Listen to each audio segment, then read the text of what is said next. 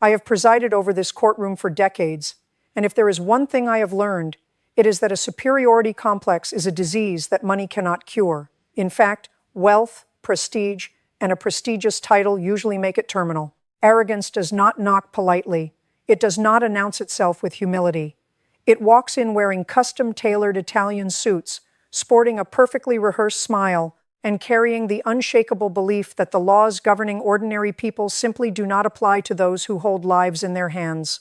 That was precisely the energy that vacuumed the oxygen out of my courtroom the morning Dr. Richard Sterling walked through the double doors. He was 52 years old, silver-haired, impeccably groomed, and possessed the specific kind of steady, icy confidence that comes from a lifetime of being called a miracle worker. He was a high-profile, nationally recognized neurosurgeon, a man who charged tens of thousands of dollars just for a consultation. He arrived flanked by 3 expensive corporate attorneys whose hourly rates could likely fund a small school district. He stood before my bench with his chin tilted slightly upward, looking at me with the polite, thinly veiled irritation of a king who has been forced to pause his day to deal with a peasant. On paper, the case file sitting on my desk looked entirely unremarkable. It was listed as a civil dispute involving property damage, a breached contract, and minor harassment. Those legal terms are sterile. They are clinical and precise, but they do not carry the heavy, suffocating weight of what had actually transpired. They do not show you the sheer cruelty of what happened over a property line in a quiet, modest neighborhood. They do not show you a man who believed his medical degree and his massive bank account gave him the divine right to bulldoze anyone who dared to inconvenience him. The plaintiff in this case was Sarah Jenkins, a 40-year-old single mother who worked double shifts as a pediatric nurse, ironically, in the very same hospital network where Dr. Sterling held court. Sarah did not have an entourage. She did not have a custom designer suit. She sat alone at the plaintiff's table, wearing a simple cardigan, her hands clutching a worn manila folder full of evidence, her eyes tired but remarkably steady. She had the kind of quiet resilience you only find in people who are used to working thankless jobs and being overlooked by the system. She was someone who had learned the hard way that when the powerful decide to crush you, you either stand your ground or you lose absolutely everything. I had reviewed her file before she ever took the stand, and it told me one crucial thing. Dr. Sterling had severely underestimated the woman he was trying to break.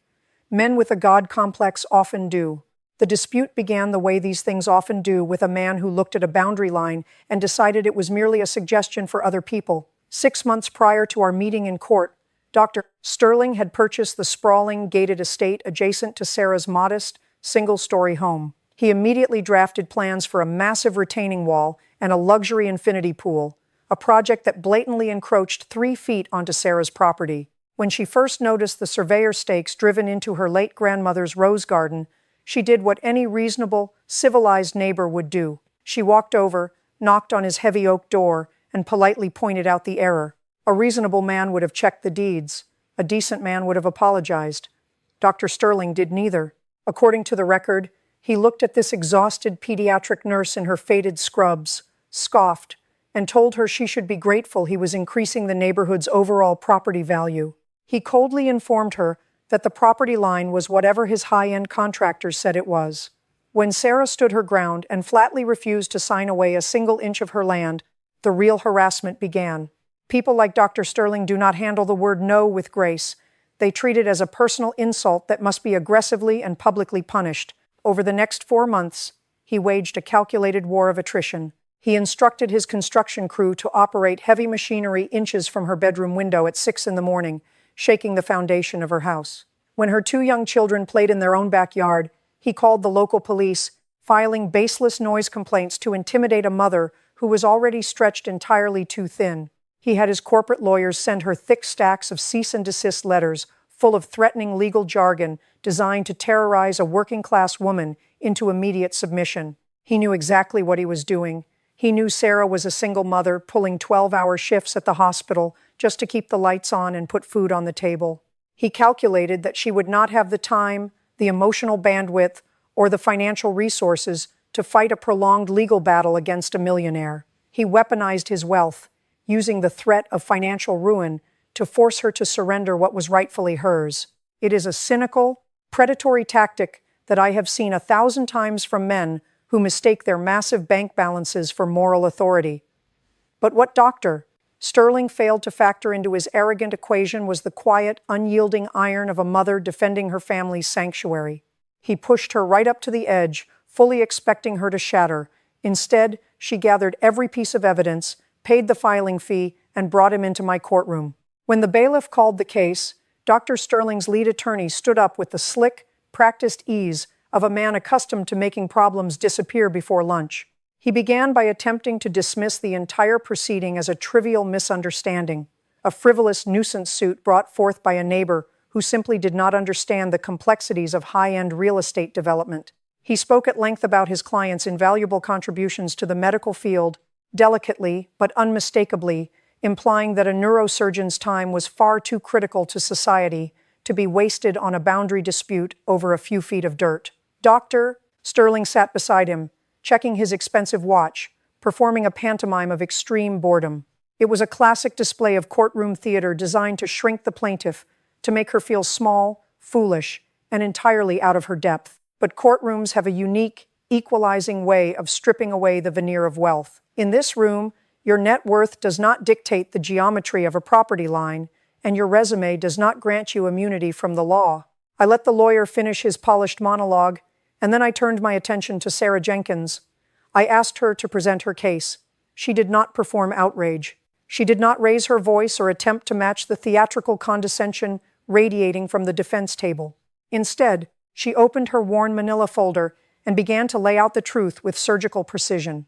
She handed the bailiff a certified, independent surveyor's report, commissioned at her own expense, proving unequivocally that the retaining wall was built exactly 3 feet and 4 inches onto her legally deeded property. She provided a meticulously kept logbook detailing every early morning construction violation, cross-referenced with the local city noise ordinances. She presented clear, date-stamped photographs of her grandmother's destroyed rose bushes, completely buried under tons of industrial concrete.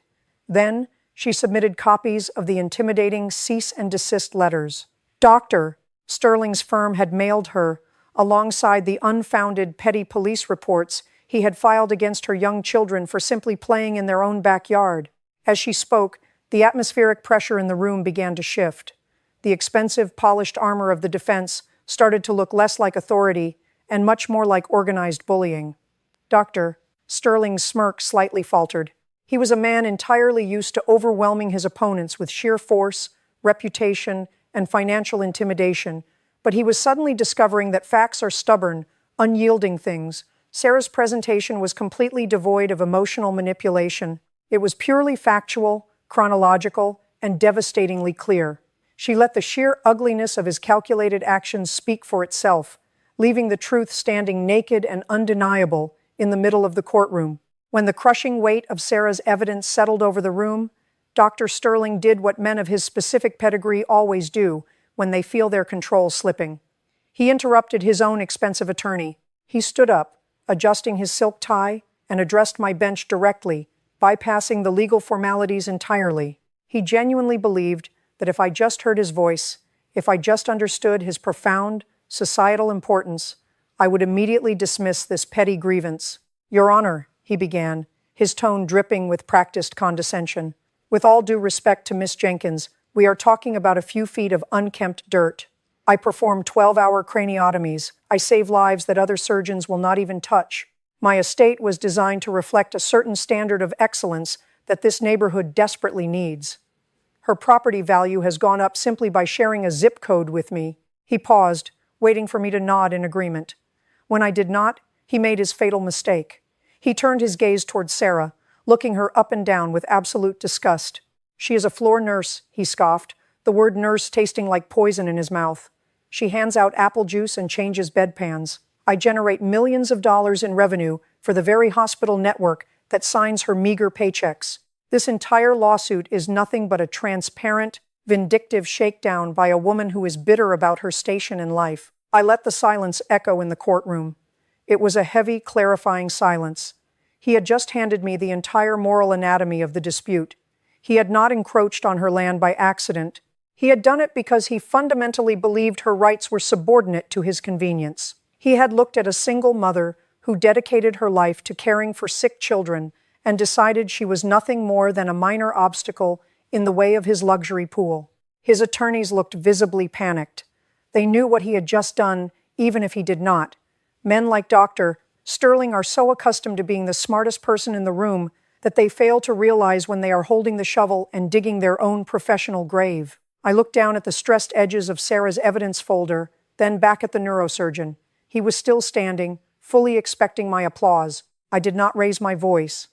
When a man has just publicly detonated his own character, screaming is entirely unnecessary. I simply leaned forward, folded my hands on the bench, and let my gaze rest on him until the smugness slowly began to drain from his manicured features. "Dr. Sterling," I began, my voice perfectly level, "I do not doubt your medical expertise. I am sure you are a highly gifted surgeon, but in this room, your surgical precision is entirely irrelevant. In this room, you are not a deity in a white coat. You are simply a man who built a concrete wall on land that does not belong to you, and then decided to terrorize the rightful owner when she asked you to follow the law." His lead attorney shot to his feet, stammering about context, high-stress medical environments, and misconstrued intentions, desperately trying to throw a legal blanket over his client's explosive arrogance. I raised a single hand, and the lawyer sat back down, visibly defeated. I turned my attention back to the doctor, whose face was beginning to flush with a dark, unfamiliar shade of embarrassment. "You spoke of your immense value to society," I continued, making sure every syllable landed heavily in the silent room. "You mocked Miss Jenkins for being a floor nurse. Let me tell you something about true value. Value is working a grueling 12-hour shift, taking care of sick, frightened children, and then coming home to what is supposed to be a safe harbor, only to find a millionaire neighbor shaking your foundation and calling the police on your toddlers." I picked up the thick stack of police reports he had filed and dropped them onto my desk with a loud thud. "You called local law enforcement men and women whose actual job is to handle real emergencies because a 6-year-old and an 8-year-old were playing tag in their own backyard. You weaponized the police force. You weaponized your corporate legal team. You used your massive financial resources not to build a better community, but to execute a campaign of targeted, systemic cruelty against a single mother because she had the audacity to hold you accountable." The courtroom was dead still. You could hear the faint, steady hum of the air conditioning. Dr. Sterling's posture had completely collapsed. The broad-shouldered, untouchable giant who had confidently strutted through my doors 20 minutes earlier was gone. In his place stood a man who was finally, perhaps for the first time in his privileged adult life, facing a boundary he could not buy his way across. "You claim her property value went up because she shares a zip code with you?" I said, my tone turning icy. "I would argue that sharing a property line with a man of your profound moral bankruptcy is a severe detriment to her quality of life. The law is not a suggestion, doctor. It is a strict boundary, and you have crossed it. I have found that the most powerful form of humiliation in a courtroom does not come from a judge yelling. It comes from the judge holding up a mirror and forcing a defendant to look at exactly who they are." Dr. Sterling looked at the mirror I had just held up, and he hated what he saw. He opened his mouth to speak, perhaps to offer another rehearsed excuse, perhaps to remind me again of his medical credentials. But he closed it quickly when he realized that for the first time in his exceptionally privileged life, no one in the room was listening to his ego. "Your entire defense," I said, leaning back in my leather chair, "is predicated on the assumption that you are simply too important to be bound by property laws, and that Miss Jenkins is too insignificant to deserve the protection of those same laws. You expected her to be intimidated by your title. You expected her to crumble under the financial weight of your legal team. You expected her to back down." I paused, looking directly at Sarah, who was sitting quietly, her posture straight and her expression calm. "But she did not back down. She stood up to you, and she brought the receipts." I turned back to Dr. Sterling, who was now gripping the edge of the defense table, his knuckles turning white. "You made a catastrophic miscalculation, doctor. You mistook a lack of financial resources for a lack of character, Miss. Jenkins possesses more integrity, more resilience, and more genuine character in her little finger than you have displayed in this entire proceeding." I did not wait for a response. I did not need one. The case was no longer about a few feet of dirt.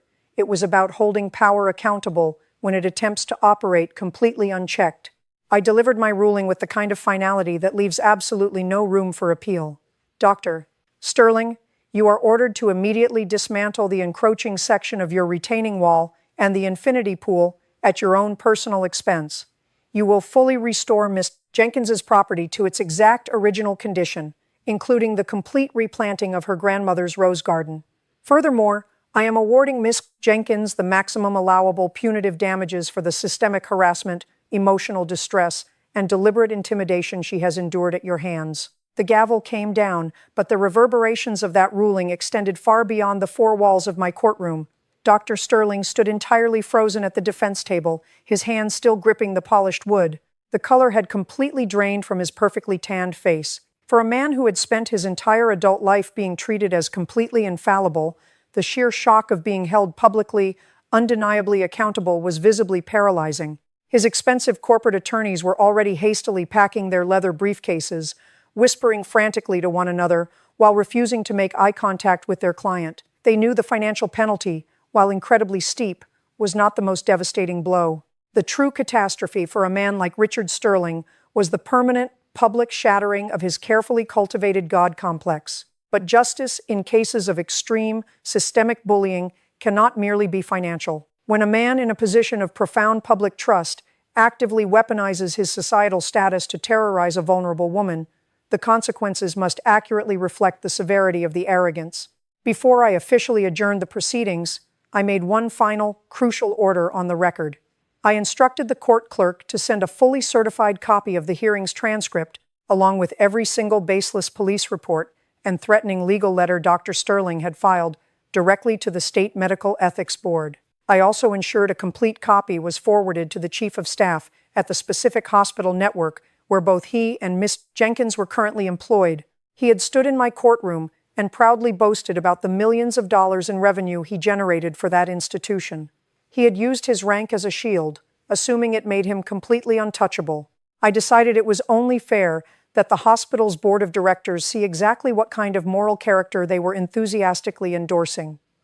I wanted them to read, in stark black and white, exactly how their star neurosurgeon viewed the hardworking pediatric floor nurses who kept their medical wards functioning day in and day out. The professional fallout was almost instantaneous, and it was entirely of his own making. Arrogance always mistakenly assumes it operates in a vacuum, but the truth is incredibly loud once it finally escapes into the light.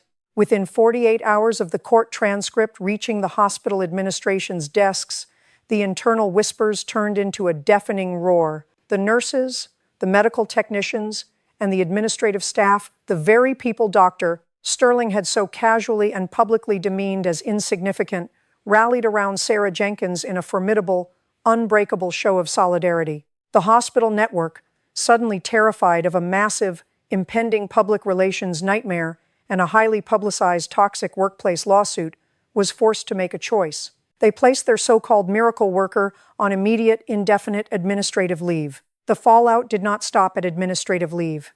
When the State Medical Ethics Board initiated a formal review of his conduct, specifically his deliberate weaponization of local law enforcement and his retaliatory harassment of a subordinate hospital employee, the institutional pressure became insurmountable. Dr. Richard Sterling, a man who once genuinely believed his surgical hands made him a modern-day deity, was forced into an early, highly publicized, and deeply humiliating resignation. He did not go to prison, but for a man whose entire identity, ego, and self-worth were inextricably tied to his prestigious title and public adoration, losing his medical empire was a far more devastating sentence. He had to watch helplessly from his window as his multi-million-dollar infinity pool was jackhammered into dust, and his encroaching retaining wall was dismantled, stone by expensive stone. Meanwhile, Sarah Jenkins quietly returned to her 12-hour shifts in the pediatric ward. She did not give dramatic interviews to the local news stations. She did not gloat. She simply took the punitive damages, paid off her independent surveyor, and put the remainder into a college fund for her children. 6 months later, I received a standard manila envelope in my chambers. Inside was a single glossy photograph of a newly planted rose garden, vibrant and completely undisturbed, with 2 young children playing safely in the background. There was no note attached, and none was needed. It was the visual proof of a woman who had drawn a hard line in the dirt and stubbornly refused to let elite arrogance bulldoze over it. People often ask me if I ever grow tired of sitting on the bench, listening to seemingly endless, trivial disputes over property lines, broken contracts, and neighborhood squabbles. I always tell them I never do, because every so often, a case exactly like this one walks through my double doors. It serves as a necessary, glaring reminder that the legal system exists specifically because human beings are remarkably talented at granting themselves dangerous exceptions. When men of immense power and vast privilege convince themselves that they are entirely exempt from the basic rules governing ordinary society, the courtroom must stand as the great, unyielding equalizer. Your offshore bank accounts cannot buy you morality. Your decorated resume does not ever grant you the right to be cruel. And when you finally mistake your unchecked authority for undeniable virtue, you will eventually find yourself standing in front of a judge, stripped of all your expensive corporate armor, left with absolutely nothing but the ugly truth of your own character. That is precisely why justice matters. It is the only force on earth capable of reminding the so-called untouchables that they are, in fact, exactly like the rest of us.